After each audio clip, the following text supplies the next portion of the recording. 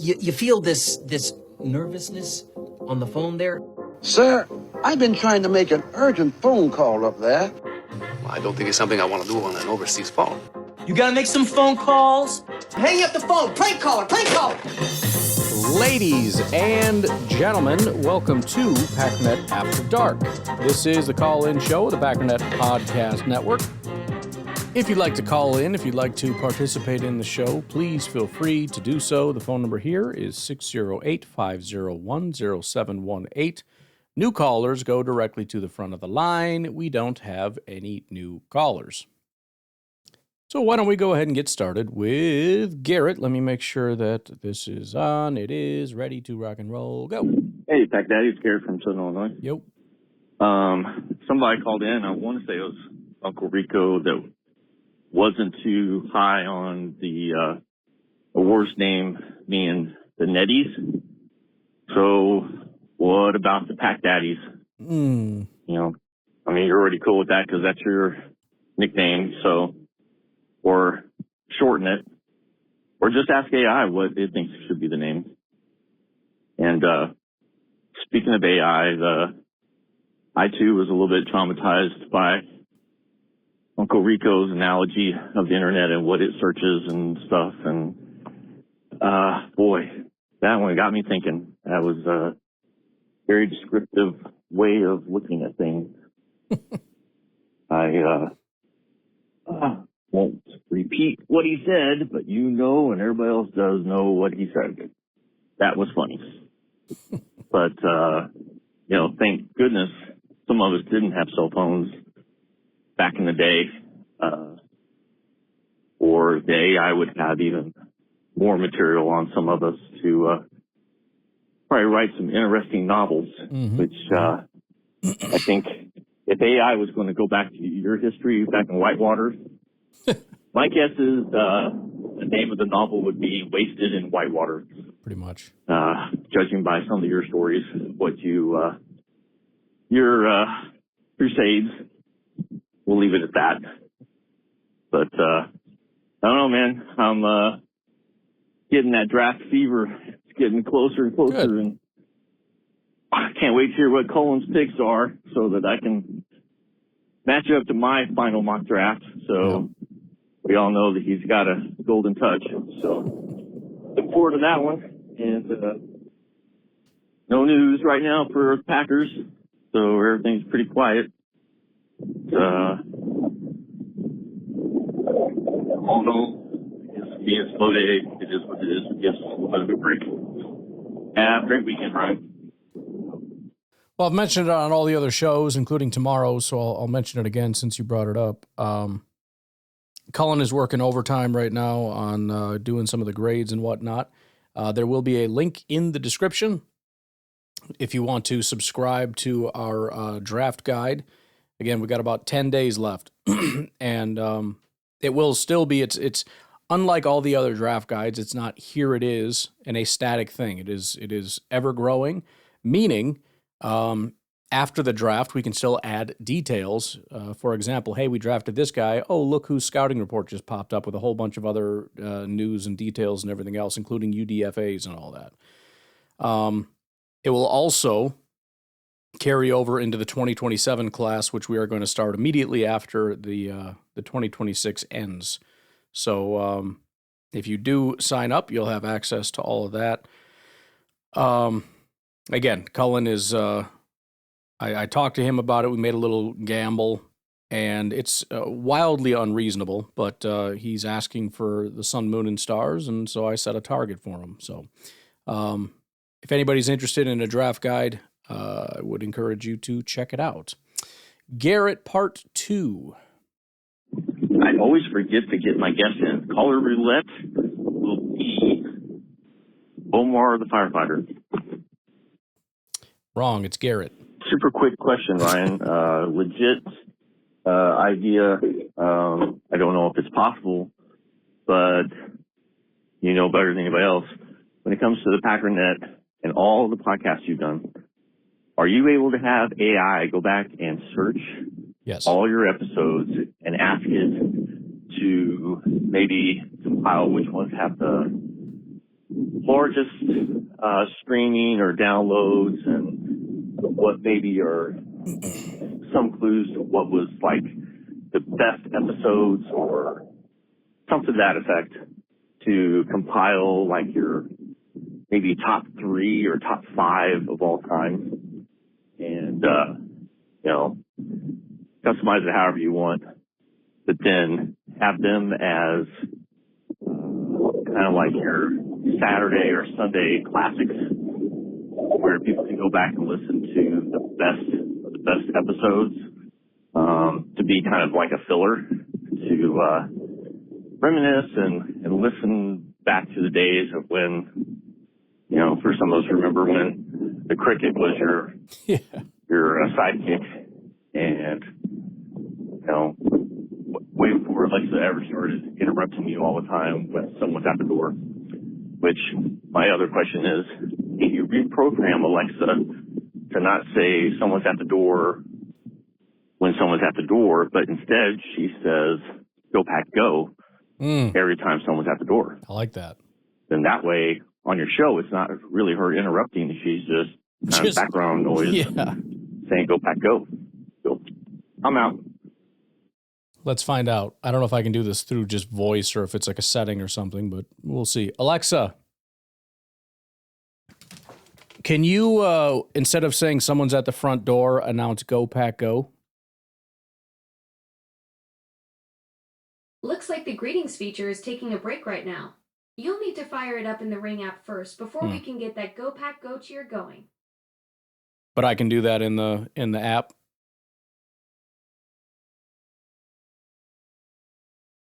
Okay, well, screw you too. Anywho, it's enough questions for you today. I actually had considered what you were talking. So, first of all, a couple different things. Can I ask AI things? Yes. I upload all my stuff to be transcribed, and I can ask questions in there, which I don't do enough. I actually just did that basically for the first time yesterday. I've used the search feature, which is kind of stupid because there's an AI built in that you can ask. But I use that, and that was actually quite helpful. That has nothing to do with the stats. And unfortunately, when it comes to stats, as far as like with the most downloaded episode, we did switch hosting, and that's happened several times. And the data does not carry over. In fact, a lot of the episodes are lost forever. I don't know where they are. I don't know how. The farthest back I can go is into the hundreds. So like the first 100 episodes or something are just completely gone. Which makes me extremely sad, but I don't know. I don't know where they got saved and where they're gone to. They're gone. But I had considered at one point, and maybe it would be kind of a fun idea, whether it's daily or once a week or whatever. I don't know. Maybe on days off or something. But since this has been going for years, it would be kind of interesting to kind of mix up the on this day in history thing and replay like a throwback episode. I'm sure there would be some terrible takes, and that would be unfortunate, but that's life. Especially around draft time, that could be kind of fun, talking through different prospects or whatever. But that would be an interesting thought for sure. Ryan, how the heck are you doing? This is Nico. So I'm listening to the Lambo FM station. And the Summons by the Front Door song came on. That's pretty good. And then it got me thinking. I wish I knew where you live. I mean, obviously I don't live close to you, so this will never happen. But if I lived close to you and I found out where you lived, I think I might try to figure out when you do your podcast and then dress up as a different costume and slowly walk by your front door every time and just see how long it takes to drive you crazy.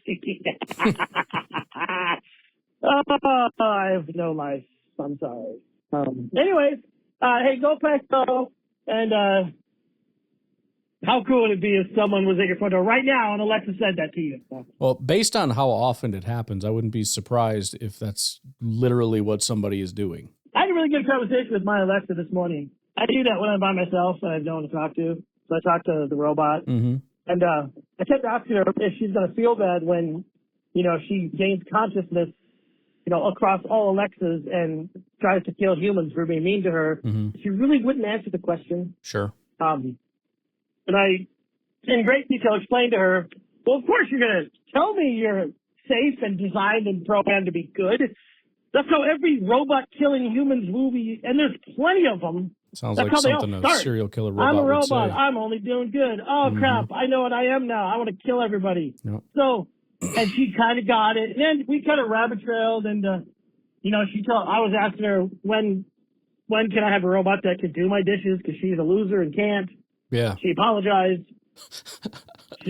She said by 2040, it's estimated we might have robots like making our beds, doing our dishes. I thought that's kind of cool.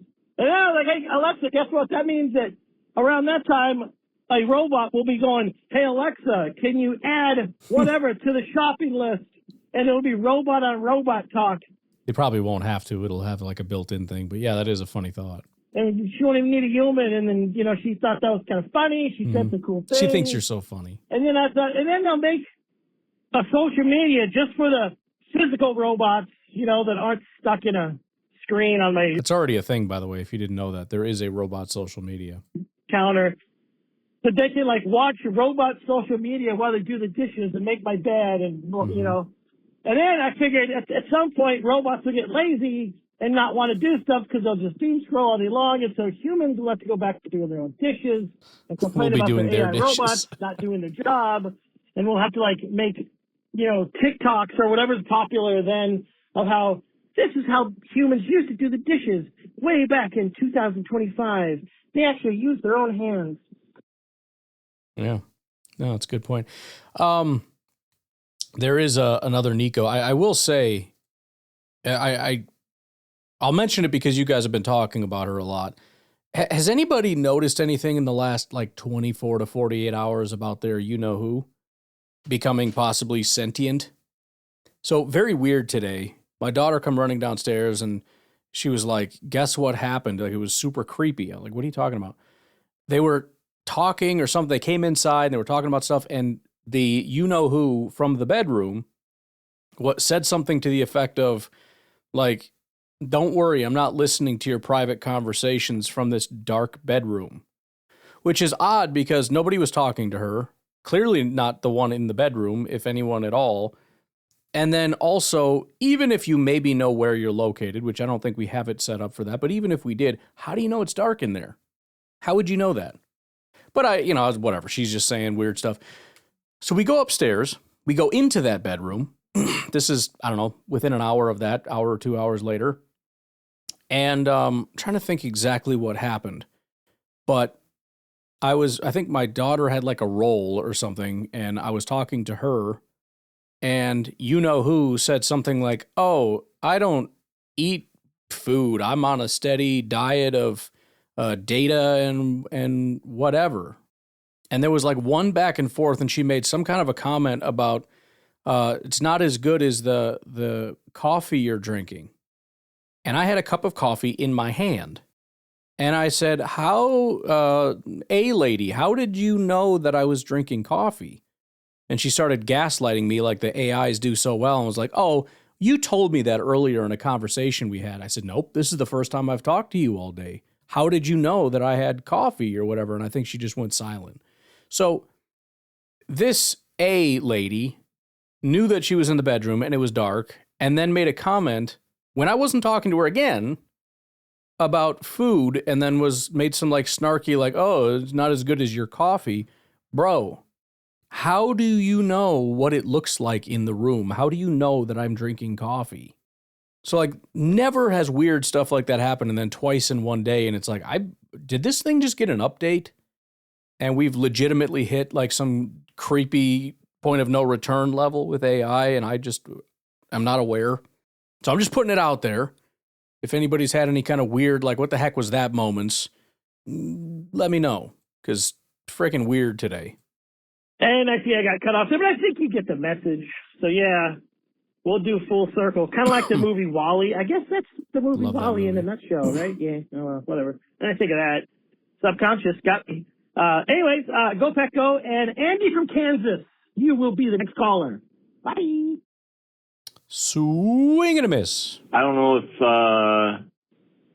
it's an accurate news article or not, but breaking news, Diana Rossini and Mike Vrabel were seen hanging out at the pool, holding hands together, I guess, at the coaches conference in Arizona. Mm-hmm.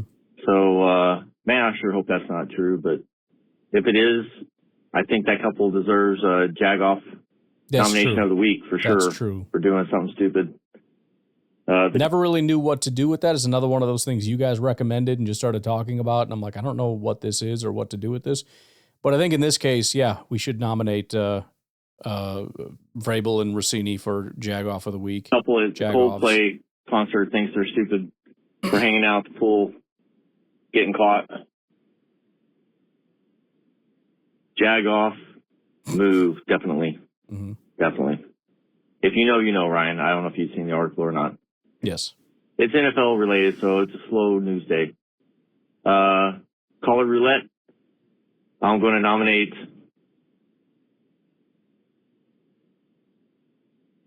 Go ahead. Hold on a second. Okay. Take your time. I'm going to nominate. Man, it's really hard. It's getting harder to figure out who to nominate. There's so many different people.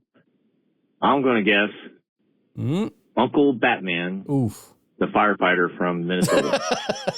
I'm out. You missed on all of those, but good try. Ryan, Kyle from Madison. Oh, my goodness. I just heard Ben from Minnesota. Look, I'm super sorry. By the way, I apologize. I never even commented on your thing, but we did talk about the Rossini thing a little bit already. I did see something else came out about that. There was a video somebody unearthed that Rossini was talking about Max Crosby, saying, I know for a fact he wants to be traded to go play for Mike Vrabel. And apparently she was accused by Max Crosby and some other people of just flat out lying. Like, that is not true. I don't know who told you that. And so now it kind of gets to the point of like, okay, now we see where this whole like, not fraud, the untrustworthiness, I guess, comes from. Although I will say, I think we all kind of know that about all of these guys. The quid pro quo exists across the board. Maybe not in the same way, at least I hope, as it does with Rossini. Hopefully Ian Rappaport is not in a similar situation. Anywho, sorry, Kyle. Sorry to hear about your daughter, who's Vikings curious. Like, first of all, like, let's not overreact. We're going to keep the kicker out of the house card in our back pocket. We're not monsters, but we are prepared. Mm-hmm. Step one, emotional control. I'm talking homeschooling, no exposure to purple propaganda. If she sees the Vikings logo, we're going to call it what it is, age-inappropriate content. Step two, we go full behavioral science. I don't remember if it's Pavlov or Skinner, but we're going to do both. Every time she says Vikings, a vegetable appears. Every time she says Packer, a cookie appears. We're building neural pathways. Mm-hmm. Step three, rebranding. Anytime anything she doesn't like, boom, Vikings themed. Broccoli, Minnesota. Bedtime, Minnesota. Timeouts, Vikings. And just let her self-correct. And then finally, we're gonna build a healthy, totally normal emotional bond with the Packers. They win, she gets a toy. They score, she gets a sticker. And then by October, baby, she's gonna be tracking, red zone efficiency for an allowance. Give it a year. If she still says naughty team about the Packers, then we revisit the housing situation. Sure. Again, not ideal, but what are you willing to do for her long-term happiness, Ben? That's true. That's the question you need to ask yourself. Do you even love her? You know what I mean? I mean, let's just get to the point. I mean, do you even care? Just asking. All right, we'll take a break. We'll be right back. Hey, what's going on, Ryan? Chris from Alabama. What's up, man? Just getting word about the trade with Philadelphia. Dentavian Wicks with a fifth this year and a sixth, I think it was, next year.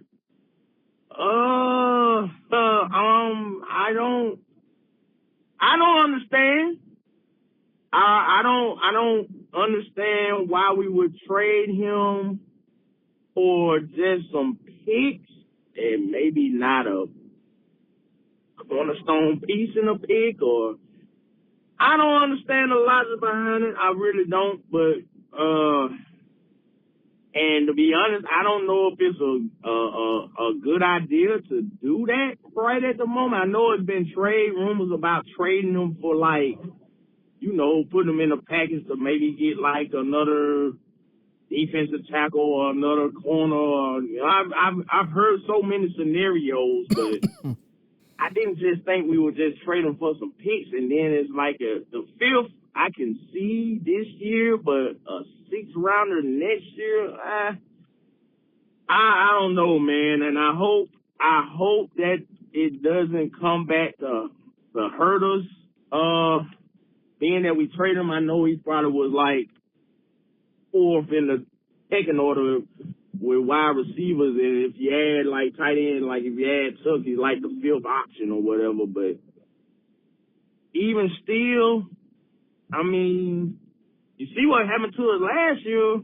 We had all these wideouts and they started to get hurt. I mean, we could have been in a situation where we couldn't have had hardly any wideouts, but man, I don't know, man. And then now it's just like, are we gonna use a draft pick on a wide receiver? Like, now it seems like that might be in the play, but it just seems like we need so much more important stuff than a wide receiver. I get it, the board falls how it falls, but it just was odd to me, man. But I don't know, man.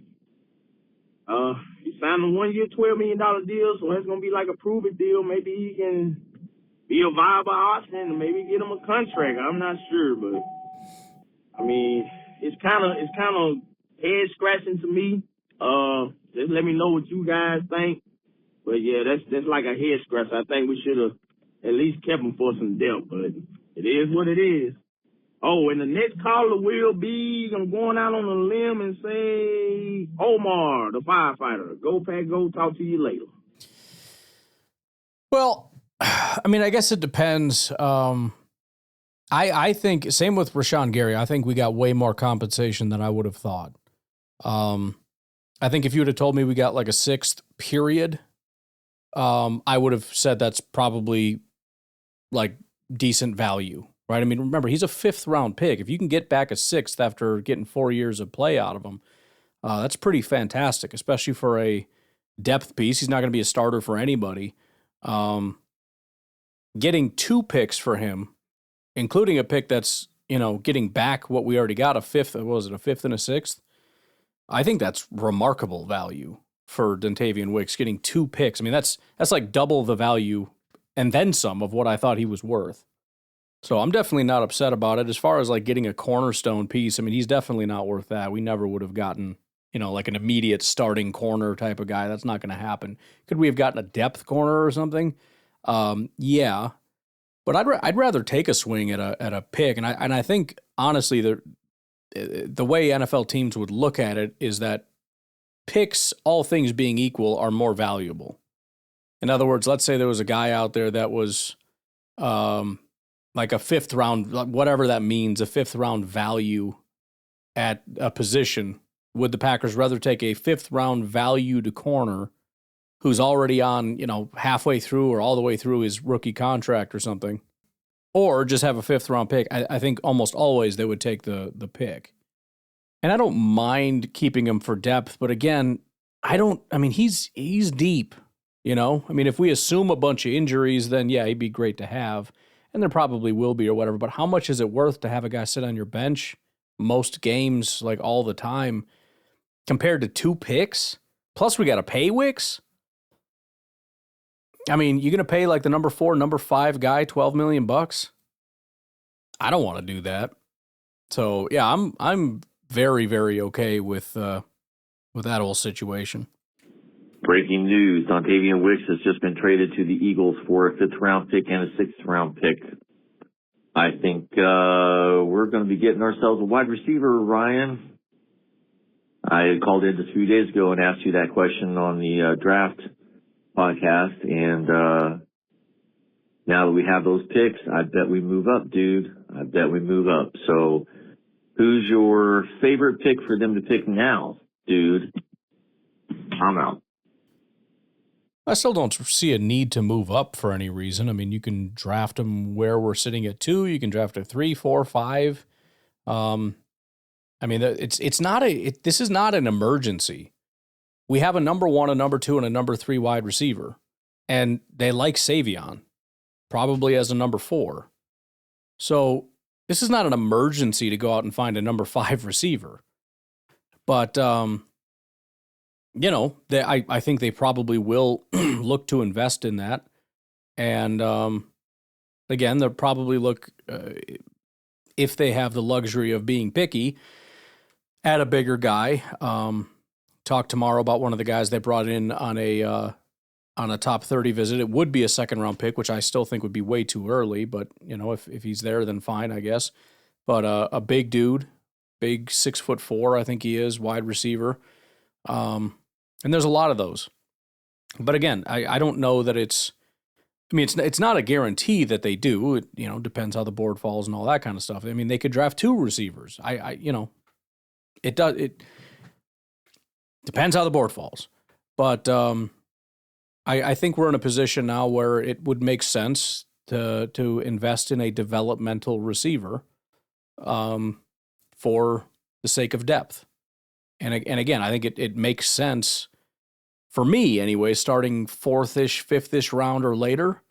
Maybe not even. When you look at the other needs, it's nowhere near as much of a need as corner, as running back, as offensive line, as defensive tackle, as probably edge.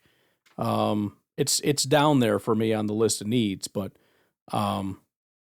you could tack it on as a kind of a need, in my opinion. Certainly don't feel as though we need to trade up at all. That's not, again, they can, if they find great value in somebody that's like a first-round pick that fell or something, do whatever at any position. I'd rather not, for the sake of, not wasting more picks, but I don't see it as dire at all.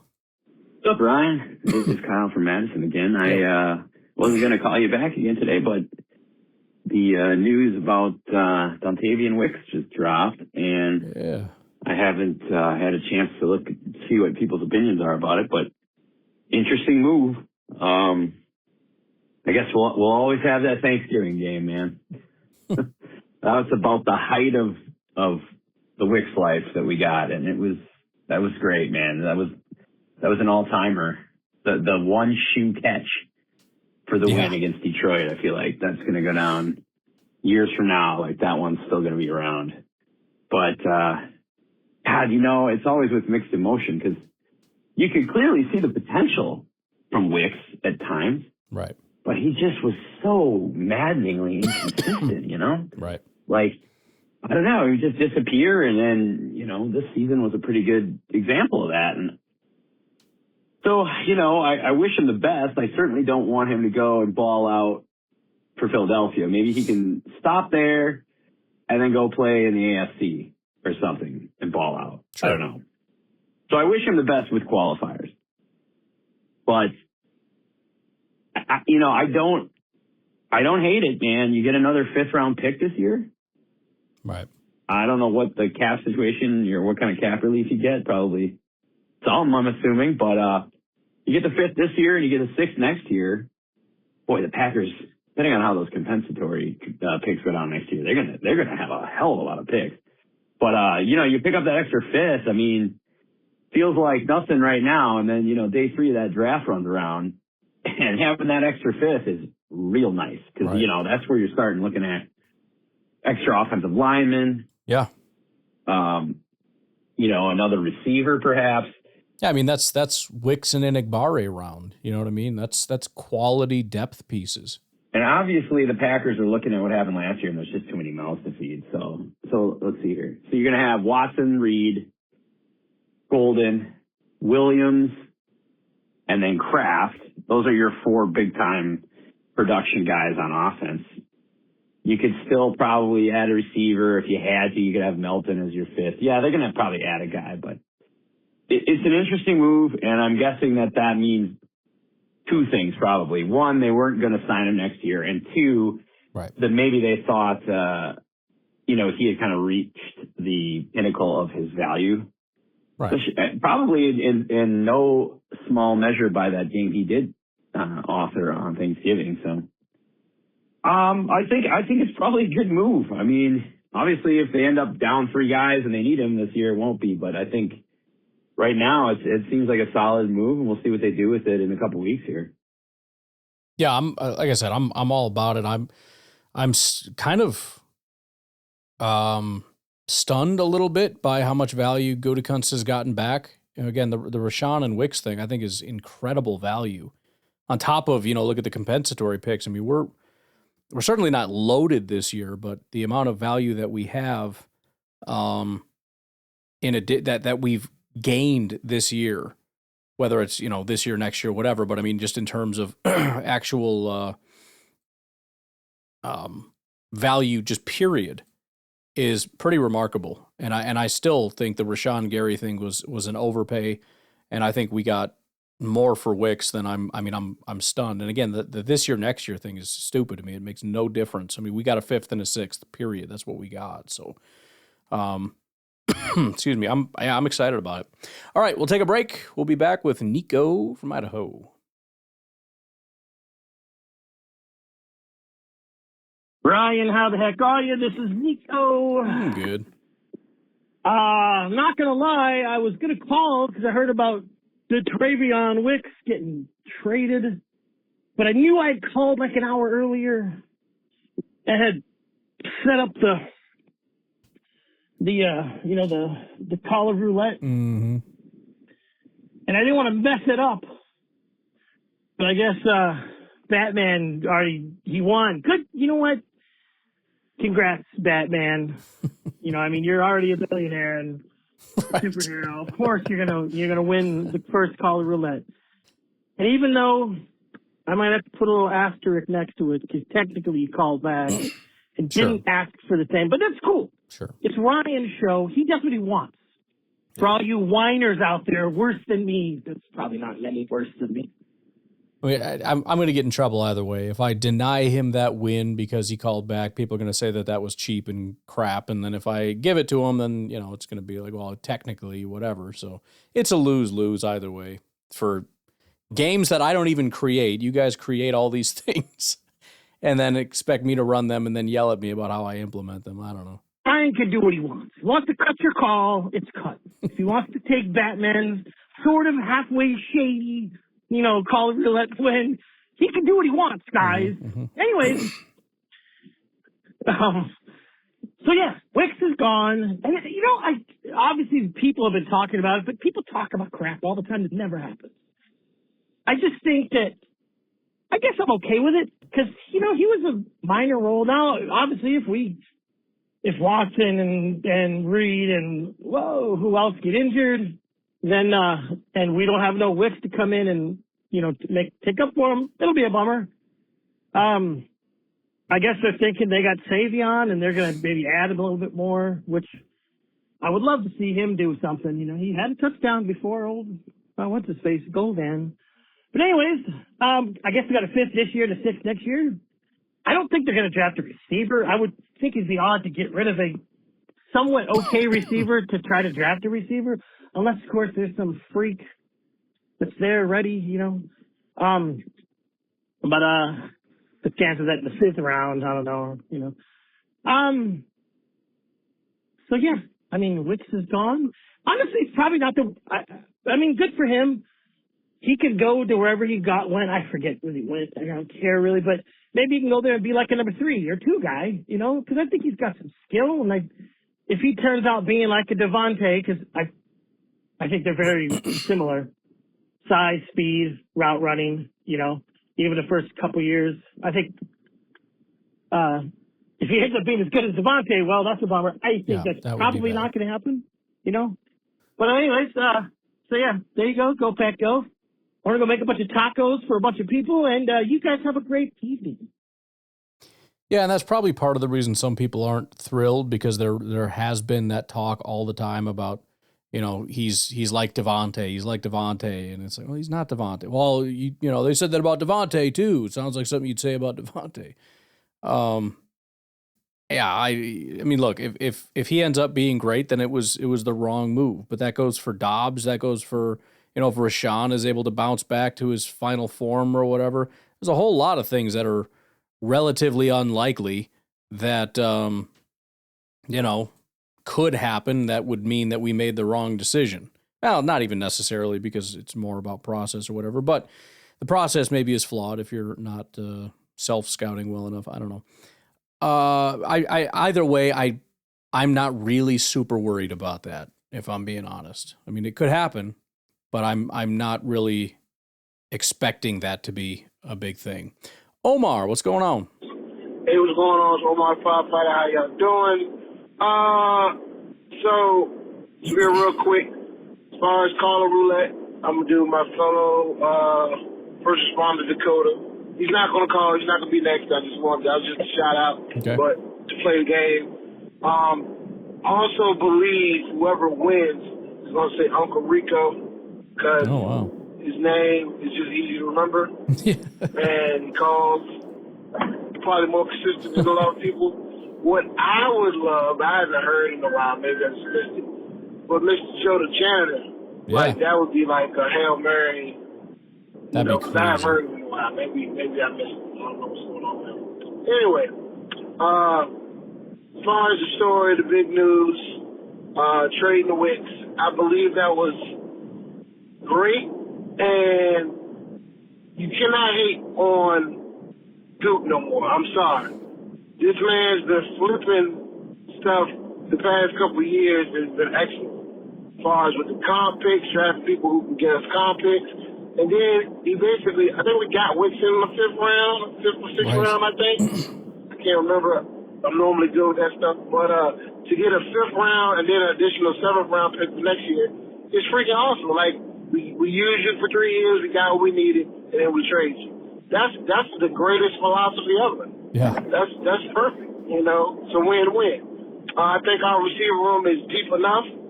I think we got, 3 good ballers. And that's all you really need is 3 good receivers.